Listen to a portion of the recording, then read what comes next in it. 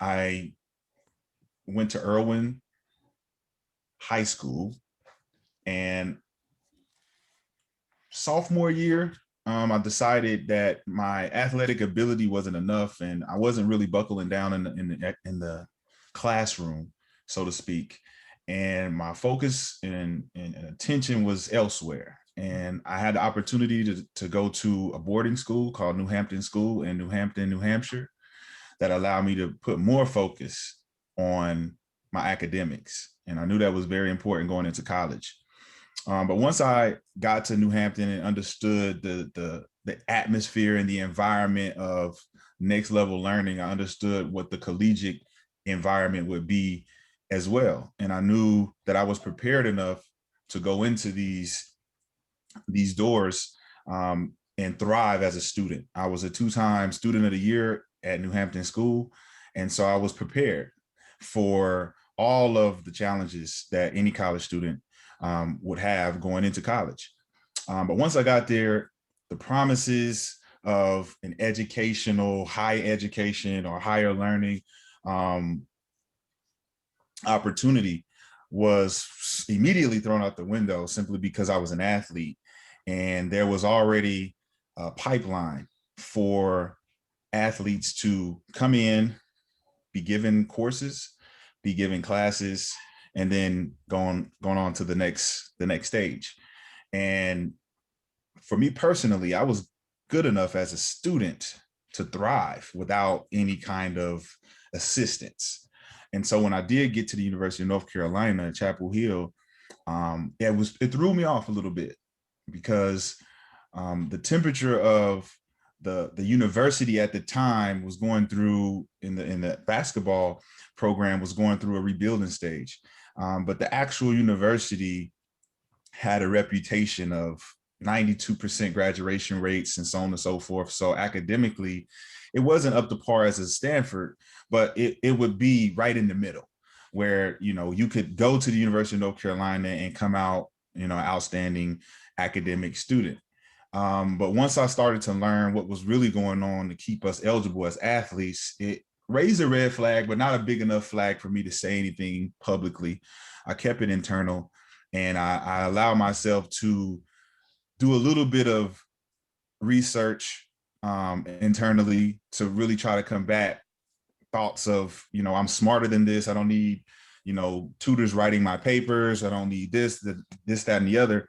But when you can contribute the time of how the athletes need scheduling, and it needs to add up to being there for sports and also being there for education, it was really an unfair advantage for the university to ask that much of a student to decide between what he's really there for and what he can get while he's there. And that alone allowed me to see the promises were false promises.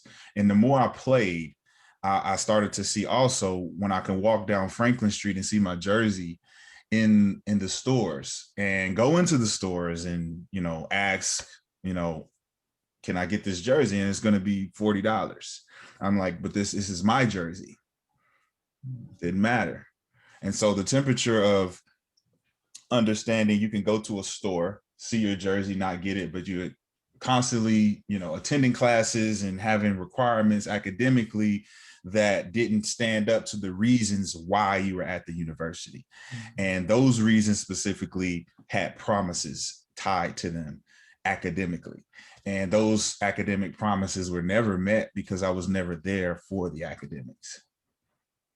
Yeah, I think that's a great response, because I think what most people don't realize is that a scholarship is year to year when you're on an athletic scholarship, correct? So you could be there in a month, and sure enough, the scholarship can be terminated for various reasons. I think, we discussed an illustration that happened in the movie called Higher Learning, where Omar Epps goes up to the window and he is paying for financial aid, and he comes to find out that he's only a partial scholarship. So before we go into the PowerPoint, the next question is talk about the culture, because again, it's a really prized institution. I mean, the likes of Michael Jordan, James Worthy, yourself, I mean, having that, jersey in the ring of honor, so to speak, there's a lot that comes along with it. But talk a little bit about the culture for us.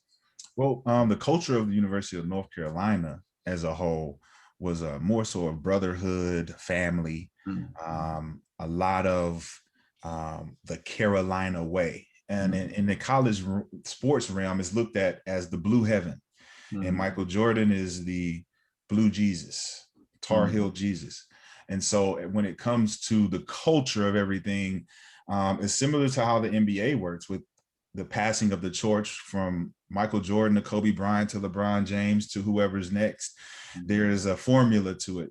And so the reason why it's taken so long for us to get this type of traction is because we had no leadership Mm-hmm. in this particular area of collegiate sports and academia. And without that specific leadership, the culture stands to be in danger, because now what we have is agents, sports Mm-hmm. management companies coming in and doing more exploitation Mm-hmm. than the NCAA could ever do. And we still are not talking about academics. We're still not talking about information. We're still not talking about economics, the things that plague not only the African American Black culture, but the culture of sports and the culture of education. When we want to make education something prominent, something of value, something moral, we have to put something behind it that can be tangible, that wants the kid to be a part of it. And the culture as it stands right now is all material. It's driven solely by the dollar, the promotion, the advertisement, and quite frankly, it has no value when it comes to intellect, information, and longevity when it comes to generational wealth building. Those are the most important key elements when you're talking about economic justice. And I think that the temperature and the climate of the conversations today are in the wrong direction. We're talking social justice when we should be talking economic justice and educational justice. Yeah, I couldn't agree with you more. So I guess we can kind of shift gears and go into the PowerPoint. But as we go into the PowerPoint and into your presentation, I think it's something that you really put really well. You say, "I'm born to be hated, but dying to be loved." And I think when we talk about trauma, and that goes across races, Latinx, African American, specific Asian American communities, and Native American communities, that is something there. I believe that's one of the tattoos, but it's also one of the phrases that you and I talk a lot about. I think that's a good segue into them understanding exactly how this plantation education is really shaped, because it really does, it speaks volumes to what happens in the classrooms when we talk about reading rates and success rates in college, dealing with, families in poverty, and this promise that, athletics is the way into a better life, and I have to get my family out of these conditions. So if you could speak a little bit about that as transition to sharing your slides with us. Well, Born to be Hated, Dying to be Loved is just that. It was created in the thought of understanding turmoil, um, perseverance, any kind of roadblocks or challenges that you have ahead. And that was the Born to be Hated. At the time when I got the tattoo, I was dealing with a lot of scrutiny in the media. And the climate of race and skin color at the time wasn't as prominent as it is now. But even the tattoo and both quotes was so strong for me personally, because I felt that I was born to be hated, dying to be loved, because of the stereotypes and the perception of the Black man having to do so much but still receive hatred for it. And so all the hate could drive that man to the death. And even in his death, he's dying to be loved. He's dying for acceptance. He's dying for a fair chance. Mm-hmm. And I think those tattoos allowed me to be a polarizing figure in sports, because they people never understood what the tattoos meant, but they felt a connection to them because it's powerful words. Yeah. Dying, born to be hated, dying to be loved. And it gives you a macho feel, and it also gives you a sensitive feel where you have both masculine and feminine in the same energy. Mm-hmm. And so when you look at this from a more broader spectrum, when we're dealing with all of the kids who are minority kids, not just Black or African-American kids, but minority kids that have to deal with hatred or bias or prejudice because of where they're from, what color they are, the parents they have, what so have you, it gives you a stigma. And that stigma can follow you until you find some type of peace within that stigma. And for me, that peace came with dying to be loved. I'm going to keep doing what I need to do until you give me the love that I feel that I give you. And that allows that type of scenario to play out with the energy that we put out. So for me personally, I was able to display my energy through my tattoos. And so as a player, I was born to be hated. I was rugged. I was strong. I was chip on my shoulder all the time. But then I was always after the game, dying to be loved. I'm no longer the warrior on the court. Now I'm just another man trying to make a living, that I want a fair chance and be able to pull myself up by my bootstraps and get the thing done. But a lot of those things only happen with opportunity, only happen with the ability to have conversations with people with resources and develop relationships with these type of people. And that's something that hasn't been available, not necessarily because it's not available. It more so is because we don't have the access to the availability. We don't have that access to say, oh, I can go over here and this person can give me X, Y, and Z, and I don't know them. We're not at a comfortable state right now within our world that we can share without condition. And I think that's a lot of what the tattoos stand for me.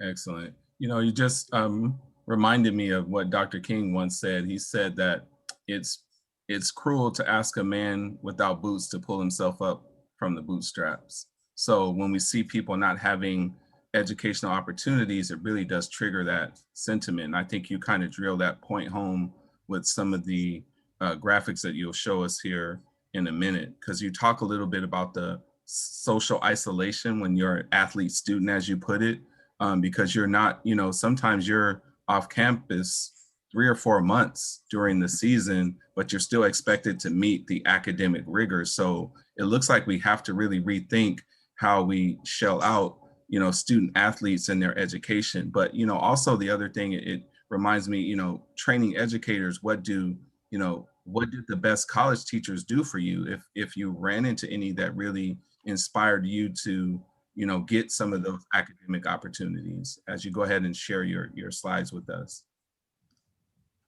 Got you. Bear with me.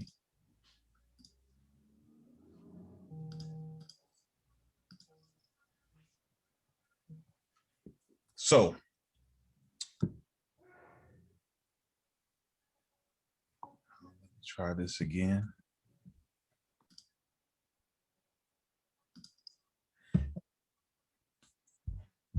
Plantation education.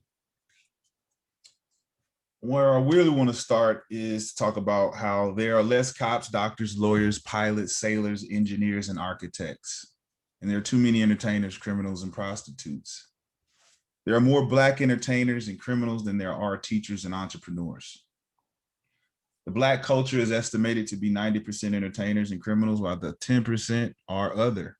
So where is the leadership in our trade skills, in our protection, in our information, in our economics? We got to find something. So let's ask the question, what is plantation education? Where does it start? Rooted back to the Willie Lynch letter. How to make a slave. This is where buck breaking existed, the separation of family, no resources, no education, no freedom. So when we're talking about plantation education, it's understanding what the submissive mind can endure. and what stays inside of that submissive mind through generations and generations of conditioning. And so when you talk about the psychological training of plantation education, we have to go to the origins. It's a very difficult origin to endure, but we have to attack all of the wounds in order for us to truly heal. The origins of submission starts with the visual destruction, the consistent labor, and the competitive combat. These elements help convince the slave that there is some benefit to the misery. This is the origin of sports, the origin of labor. Sports and combat was introduced way back in ancient Greece, where the Olympics came from, where you can quickly go into running, jumping, fighting, javelin throwing, so on and so forth. But this quickly became something of a world profit game. And so as we go into the profit size and we understand that everything can be profitized, so why not educate your slaves? Why not make them smarter and more intelligent? Because they would then leave, find a ways to escape. So in the United States, they made it illegal to educate your slaves. And so any enslaved African American, except for the religious instruction, was discouraged. And so when you look at how you were prohibited from reading and learning and only labor, you look at where we're going with the temperature of this college sports system. We're going labor first, information education second. And if these are the only two options, that means that education and information is last. And so if we're promoting nothing but sports, nothing but culture, nothing but monetary gain, and we lose the information, we lose the education. And ultimately the teachers lose out, the students lose out, the family lose out, the community loses out, and then the nation loses out. So inside of our sports culture, we have to understand what is happening. Why do we feel the need to follow those who are not leading? People who are out here talking about what we should be doing are not outside doing it with you. The people who are encouraging you to go outside are not the same people who will be leading you once you come outside. So where are our leaders? We have to understand that leadership starts within. And so the plantation education has put forth a dependency on those who have more than we do and can say more than we can say and lead us down a pathway we cannot return from.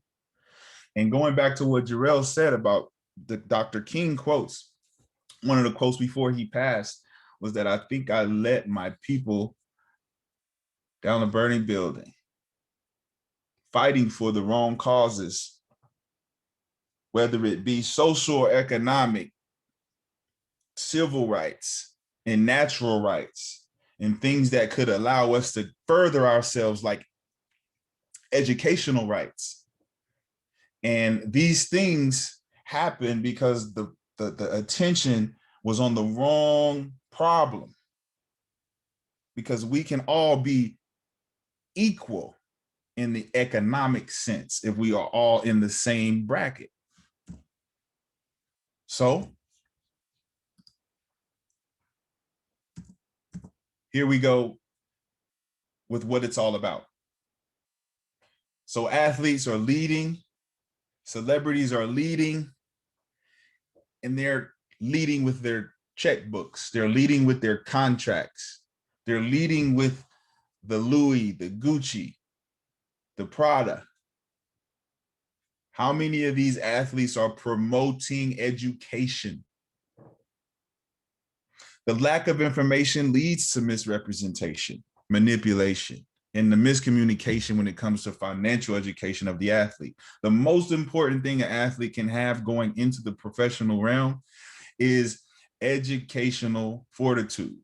And that comes from the top, which is the financial. It's the most important. So the promotion of material wealth today has surpassed any actual ambition of achieving it, because the sports and entertainment are only the avenues to achieve material wealth that can last generations in the minority communities. So there's a quote: you either shoot ball, or you're selling crack on the corner. Those are the only options that is perceivably available for those in the African American community, because that's the only thing that's being promoted. Why? Why is that? Why is it better to get paid for labor, to be a paid slave, than it is to be an entrepreneur, to be your own boss, to have your own land? Why is that so important? We look at academia and sports. These two are Rhodes Scholars, Myron Rolle, Gina Hibbert. You don't really hear these names. They're not polarizing names in sports, but these are heroes. These are people who decided to take the classroom more seriously than they did the field, but still strived on the field as if they were in the classroom. So why is it that so many athletes don't strive for greatness in the classroom like they do on the court or the field? It has to be a cultural thing. It has to be a systematic cultural thing. And this systematic word is being used or being misused so much that it believes to be one entity controlling all of all. And it's not true. We have our own accountabilities. We have our own truths that we can push in front of us that leads us.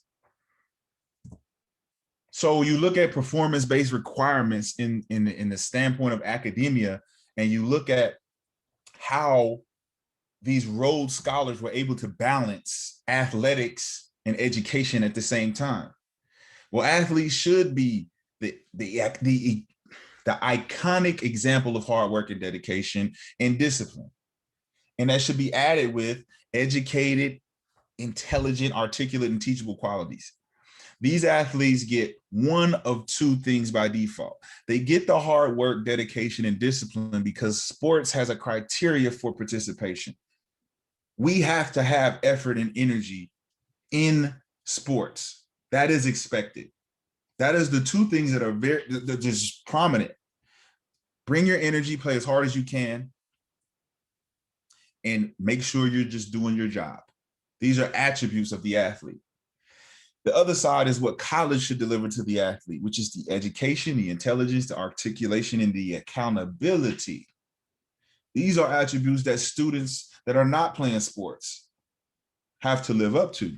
So the combination of the two is a rare occurrence in society, where we have an athlete who can strive in the classroom and we have an athlete who can strive on the court or the field. But why do they have to choose between the two? Why can't we be athlete students? Well, a lot of that has to do with the NCAA and the powers that be. The national letter of intent, which requires you to have a certain GPA, a certain SAT, a certain points per game. Like, you have to have all these different requirements to fit the mold. And so when you talk about name, image, and likeness, you look at why these requirements are put forth, because there is money to be made. And I often talk about why the national letter of intent is so important when you're talking about your name, image, and likeness, because your national letter of intent is almost that letter you sign your life away. This is your slave papers. And systematically, the national letter of intent, created by the NCAA, pushed through the clearinghouse, allows it to be seamless without any athletes noticing any discrepancies or any fraud. And so as a 17-year-old trying to sign the national letter of intent, not knowing what it says, Why don't I have legal representation? Why don't I know what I'm reading? Why are my parents not here to sign this with me? And if my parents don't know any better, we need a lawyer. And why doesn't the university provide the lawyer, or the NCAA provide the lawyers to read over the paperwork?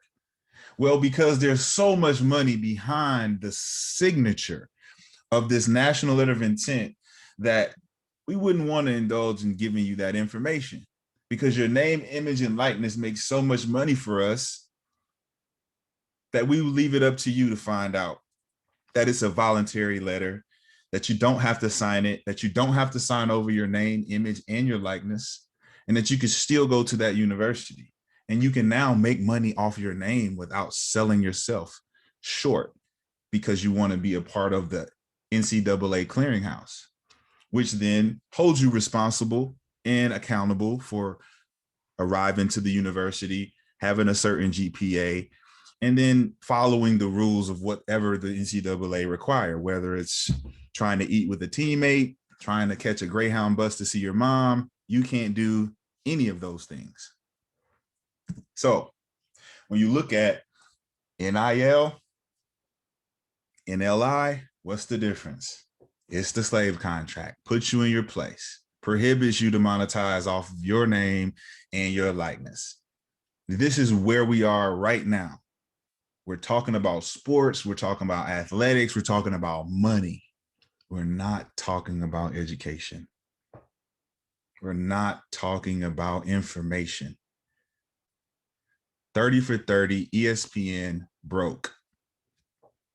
I know you all are familiar with this program.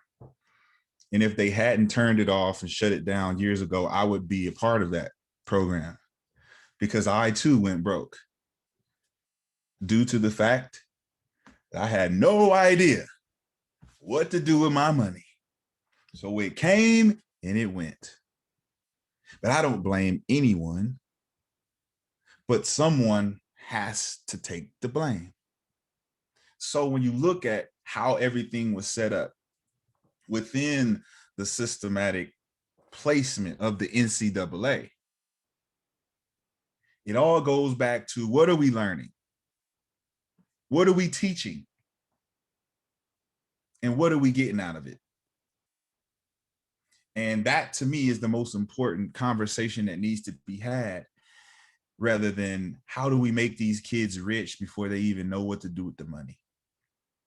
Now you can make thousandaires, which is a lot of my talking points, is making a thousandaire before you make them a millionaire. Let them learn about how to use his money, invest his money, and multiply his money before he goes to the professional realm and have no idea what to do.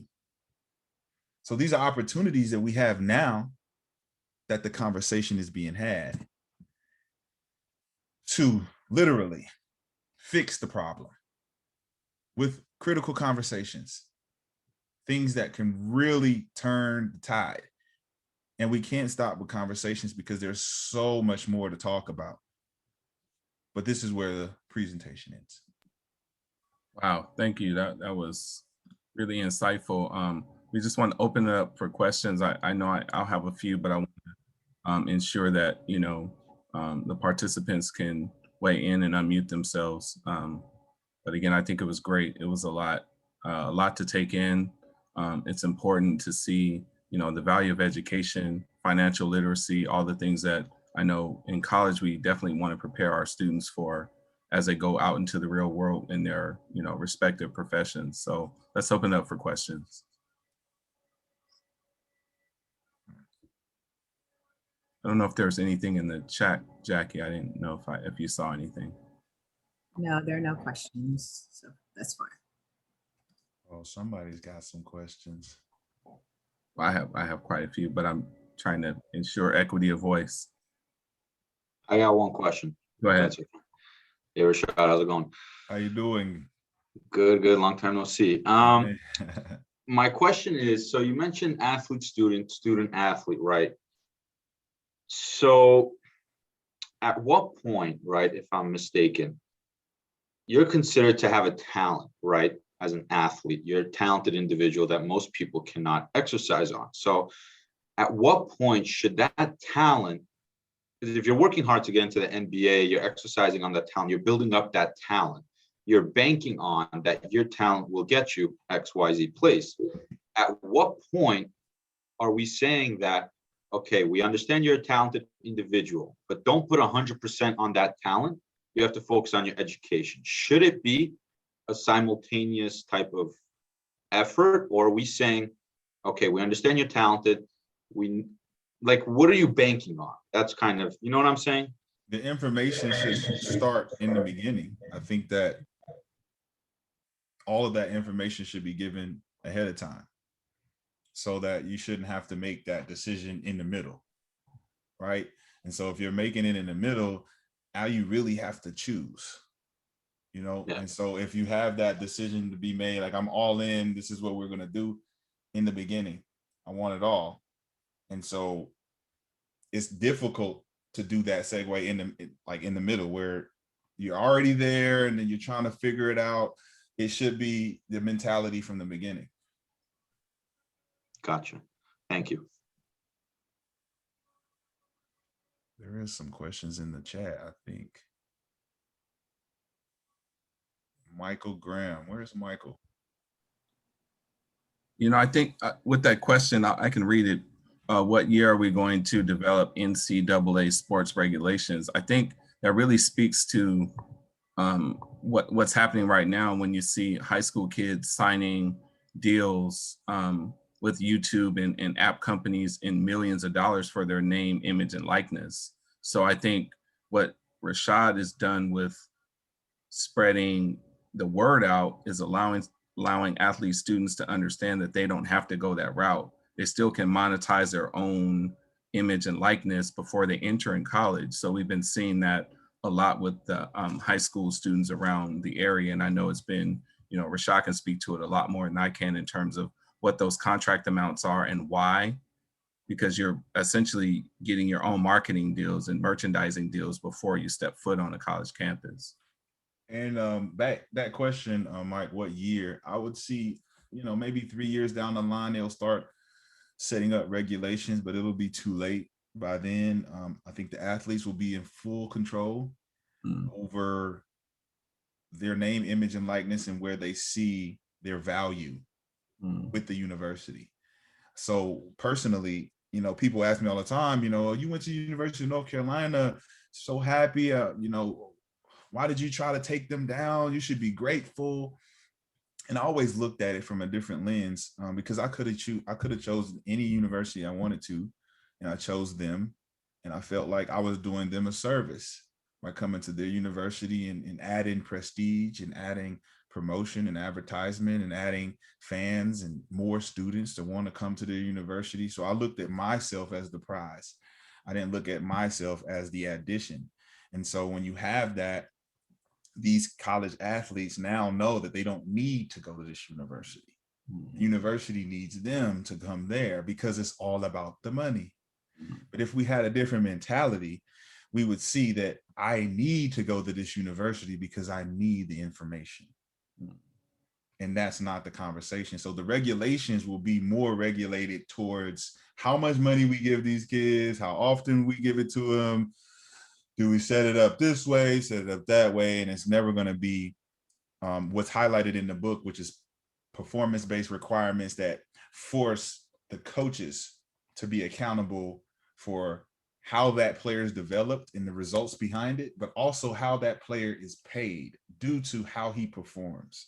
Now it becomes pay for play. Now it becomes you don't get paid until your performance levels are where they need to be. Now you're getting out of the realm of educational requirements and performance in the classroom, and more so preparing the athlete for the next stage. And that's not only in performing in the game, on the game, but also about the game and everything that surrounds the game.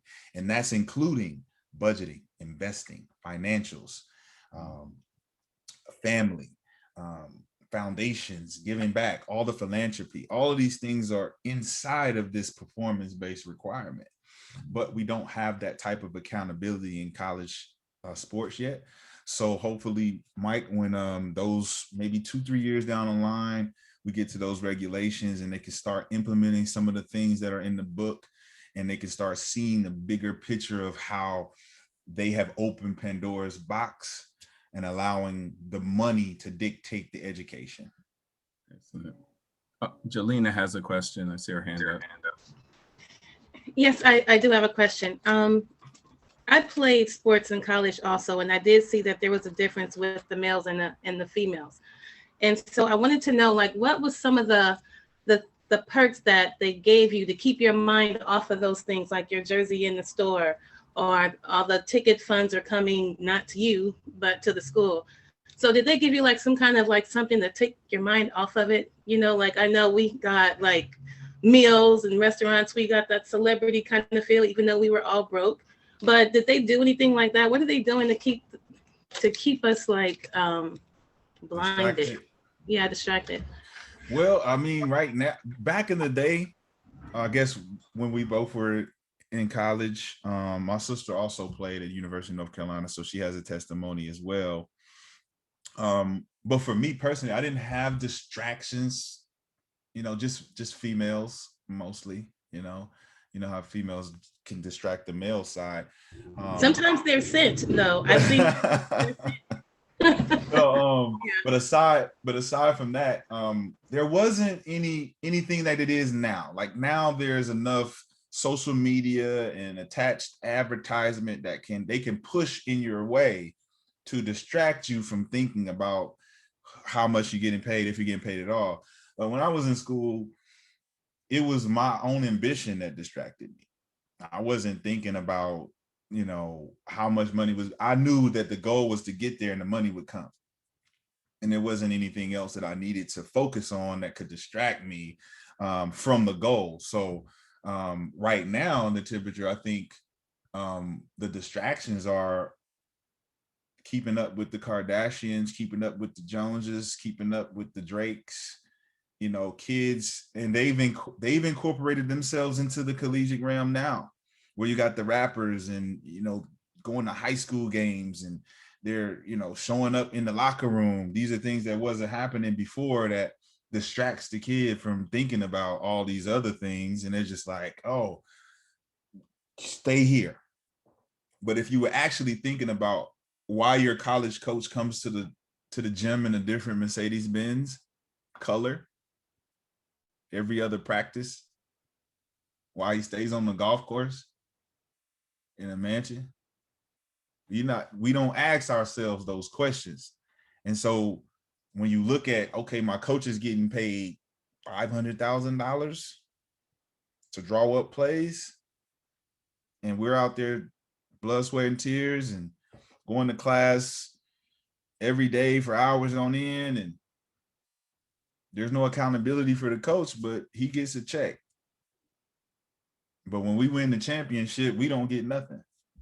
So I think that that distraction today compared to yesterday is way, way bigger, way bigger. And it's so big that no one's even saying anything.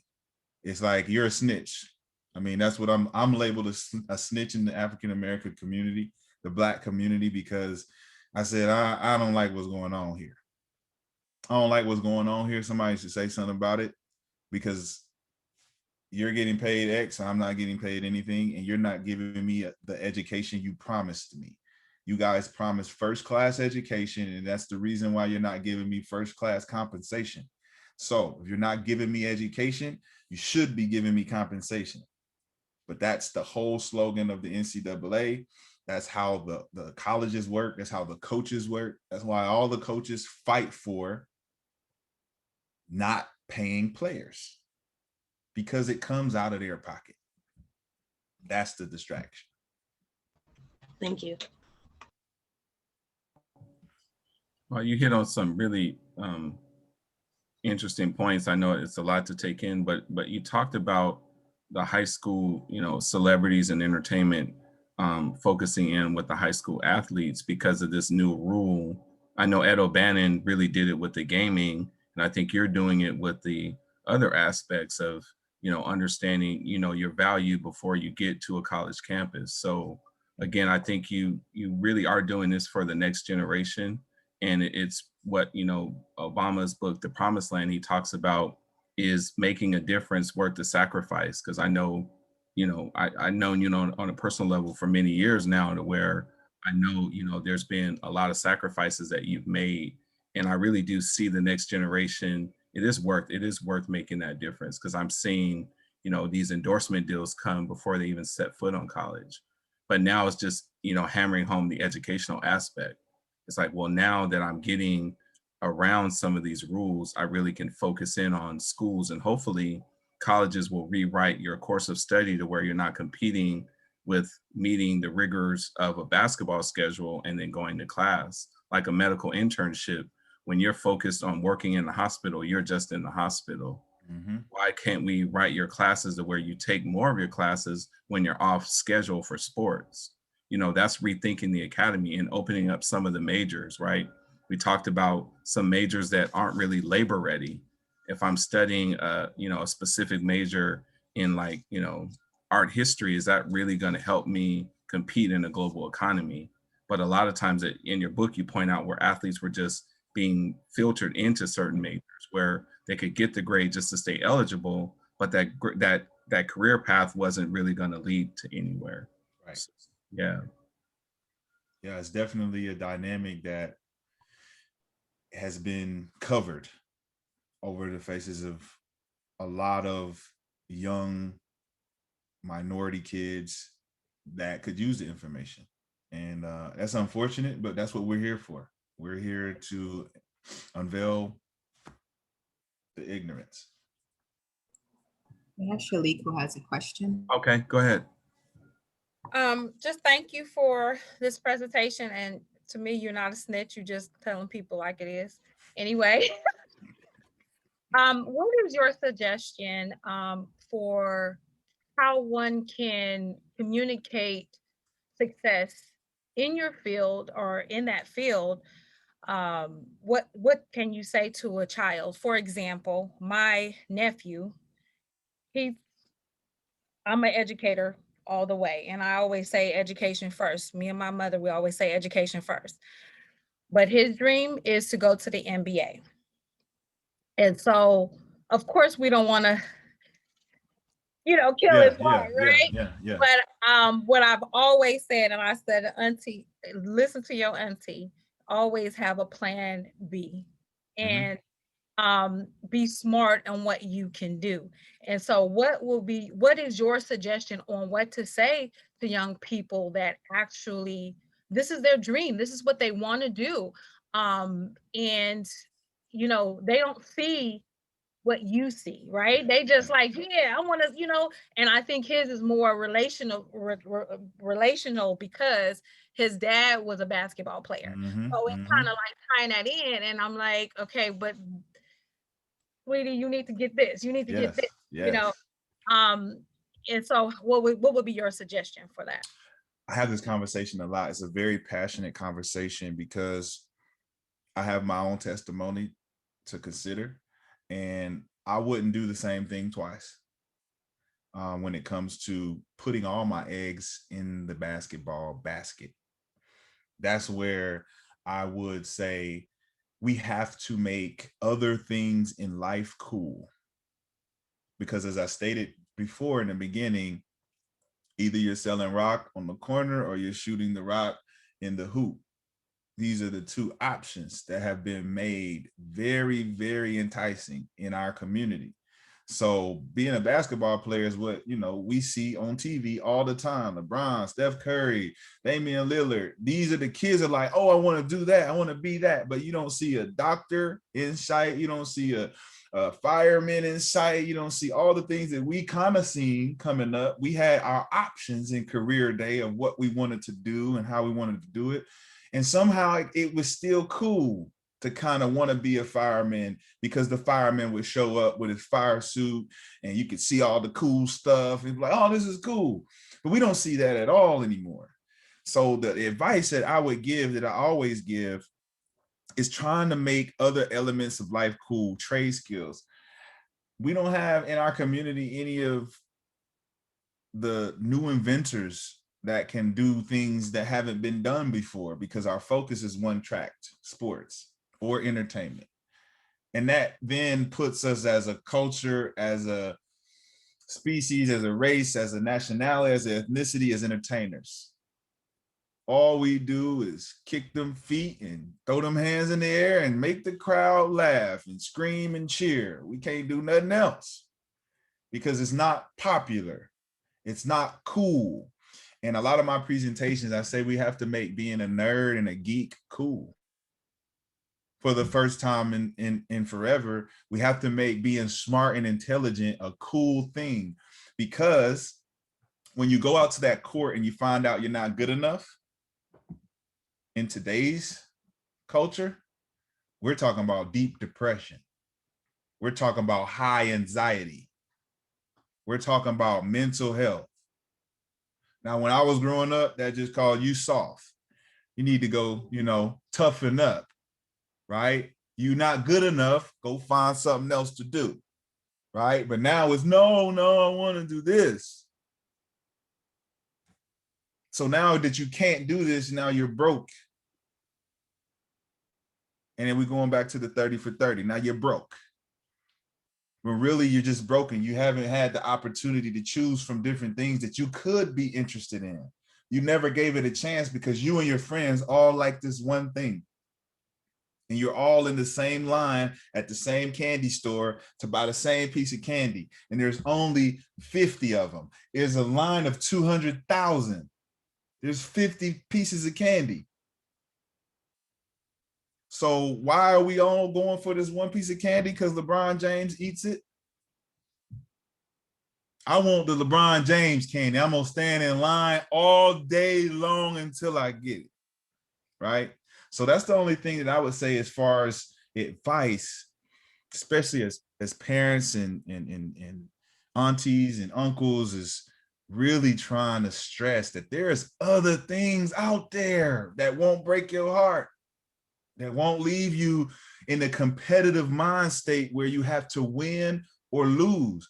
The creative mindset is unlimited because we never lose, we always create. Mm-hmm. So we as a people have been so competitive for so long that we have lost our creativity. Mm. Yeah, and the creativity to move past racial injustice and all these other things, man, the creativity does that, because I'm not gonna sit here and let someone stop me from doing this because you say I'm Black and I'm too tall, I'm too fat, I'm too, nah, I'm about to make a creative way to get in this door. I'm gonna be beside you now.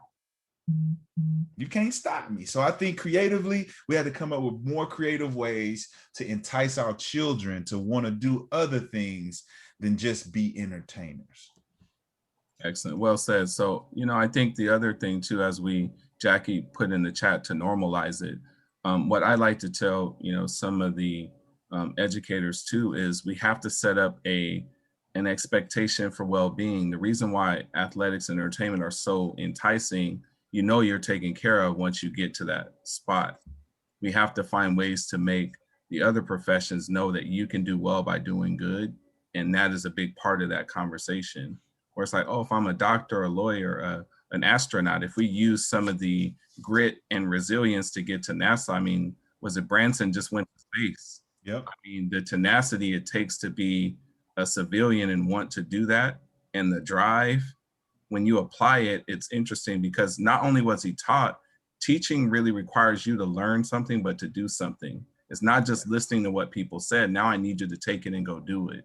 And that's kind of what we need to do, I think, in spreading out the wealth instead of going through those two doors of athletics or entertainment.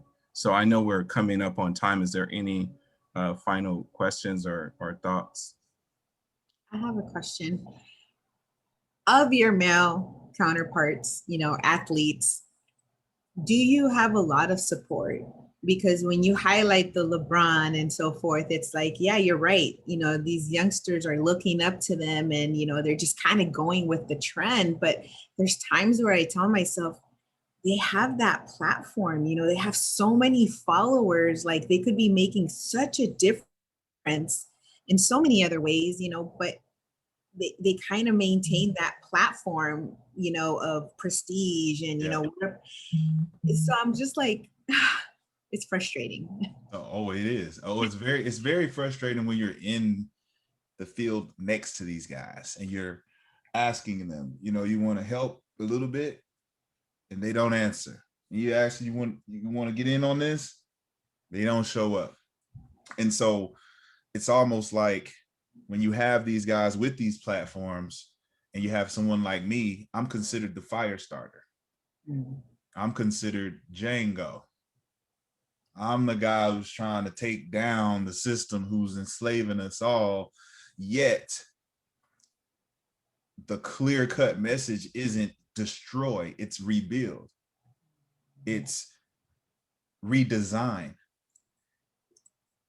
I like to say that if we get rid of the stigmas, we have a good place that we live in here together. And I was talking to Jarrell about this earlier, where it's not one race or one demographic that's being held down. Everybody's being held down at the same time. And we don't know it because we're in the ecosystem of control. But when you divide and conquer, is placing these guys and these athletes, these entertainers, and then the civilians in separate entities. And so when you have the LeBron, he can't stick his neck out and stand beside the fire starter when a lot of his other counterparts don't agree. And so when you have disagreements within the leadership of the athletes, and then you have that one outcast guy that's speaking the truth, a lot of those guys are not going to stick their neck out on the line to help me off the cliff, to pull me out of the quicksand.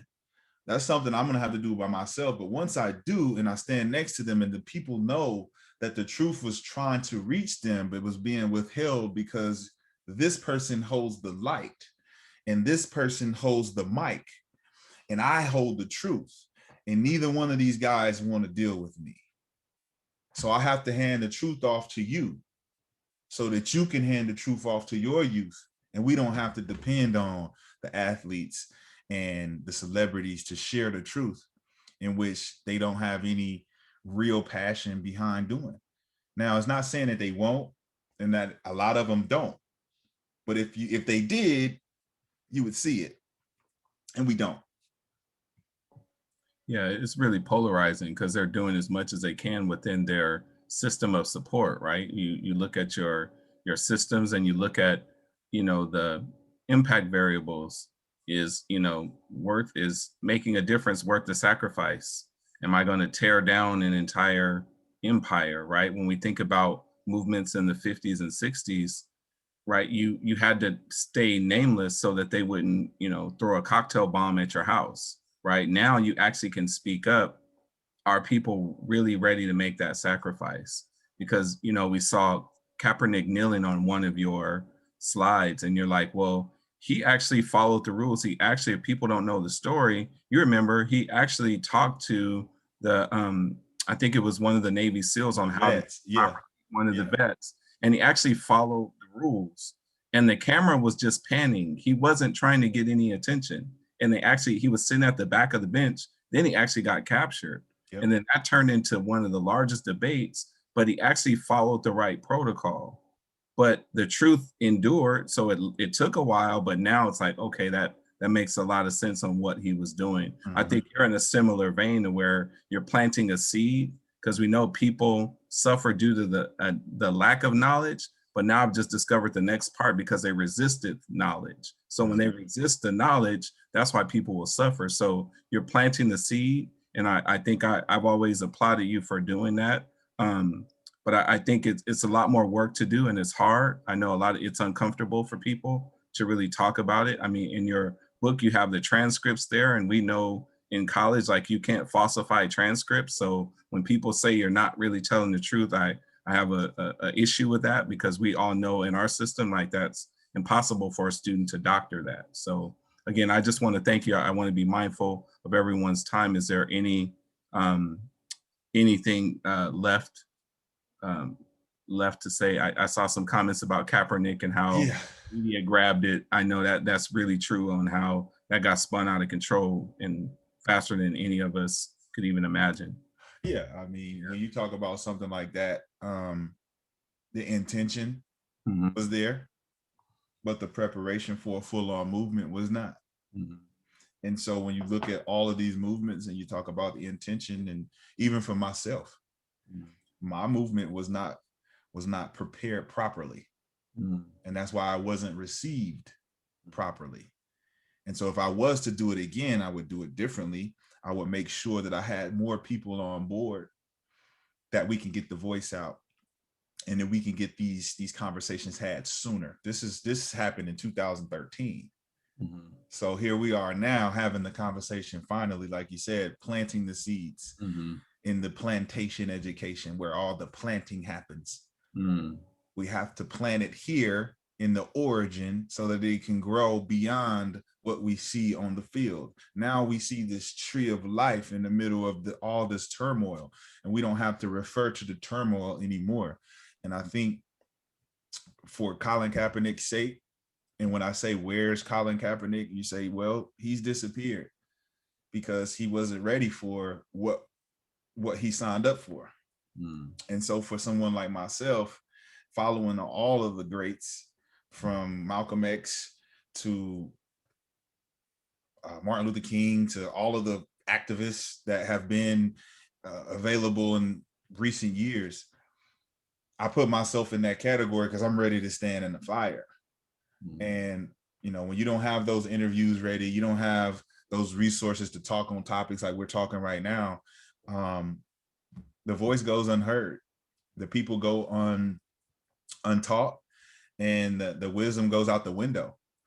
So we have to do this step for step, person for person, door to door. And if that's what's going to take, we're going to get our 144,000 by any means necessary, because that's all we need to recreate this whole thing.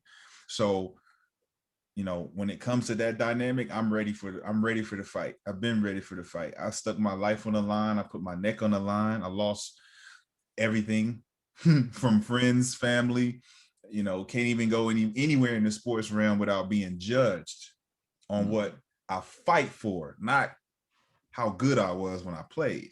It is not even a conversation anymore. So that's what we know we're going in the right direction, because everything is about what we're doing, not about what we've done. And so that's where I know that we can make a real stride in not only this conversation and other universities that may need it, but, you know, step for step, door for door. If this information hits, you know, the soul at a certain point, we want to do more. And as we talk, Jarrell, we can't stop at the conversation. Mhm. We have to keep going. And so that's my last little bit. And I appreciate everyone taking the time out, you know, to listen to me jabber on about education and information and equality and my testimony. I appreciate it. Thank you. Thank you. So we'll end it here, Jackie. Thank you so much, Student Services.